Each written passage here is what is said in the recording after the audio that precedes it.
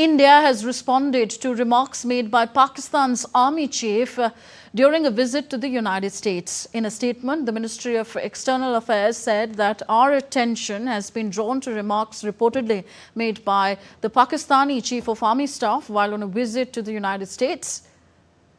Nuclear saber rattling is Pakistan's talk in trade. The international community can draw its own conclusions on the irresponsibility inherent in such remarks, which also reinforce the well-held doubts about the integrity of nuclear command and control in a state where the military is hand in glove with terrorist groups.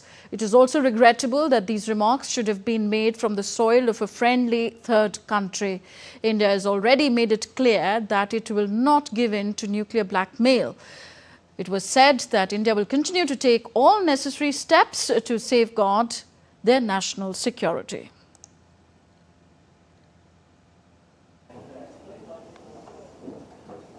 Lead India's Jessica Taneja joins us from the newsroom now. Jessica, the fact that it was Pakistan Army Chief's remarks were made from the US and India commenting on it, that it is regrettable that these comments were made from the soil of a friendly country.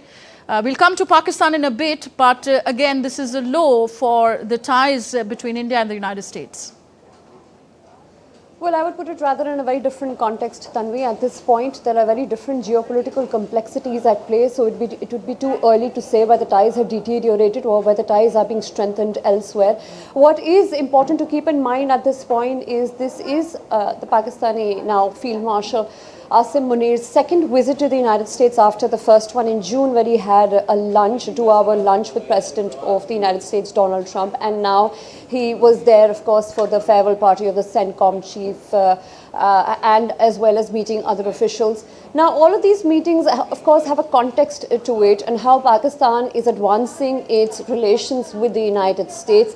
And, of course, for the Indian side to be able to call out this bluff time and time again, exposing Pakistan as the unconventional sort of relationship that it has been able to form not just now but in the last few years. It has only prevented its own economic growth, and certainly the future will have more answers than what we know so far. But all of these diplomatic engagements and all these tirades as well as these taunts directed at India certainly don't seem to make much of a difference in that sense. And as you read out from the press statement issued by the Ministry of External Affairs, categorically stating that this is Pakistan's strategy, not now but from the 1970s. It thinks that it has that diplomatic back-channel corridor like it did in the past, but certainly it will be hit on the head soon when the geopolitical realities and the complexities play out very different from what it understands right now.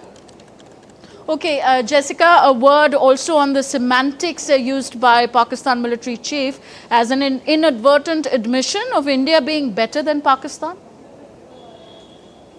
Well, certainly think so. That's one way of reading it. And also perhaps that with India, it's certainly a very different battle to fight, because for India itself knows that Pakistan deals with terrorism not just along its borders but also inside there. You see the last meeting that the Field Marshal Asim Munir had in China was to assure the Chinese side that the workers of China will not be targeted by insurgents. Will the projects on China-Pakistan economic corridor continue? And that has also been hampered for many times. So that development initiative has not picked up the way it would. And all of us know from basic economics that it is the development of a country through such means that it would sort of go forward. But if you can't control insurgents at home, what can be expected from their activities at the border? And at the same time, a country that seeks a $7 billion bailout from IMF and China, along with its Gulf allies, it's certainly going to be difficult for it to play this game longer. Okay. For those of our viewers who don't know, Pakistan Field Marshal Asim Munir made a strange analogy by comparing India to a shining Mercedes and Pakistan to a dump truck. We leave it here. Thank you very much, Jessica Taneja, for dissecting this story for us.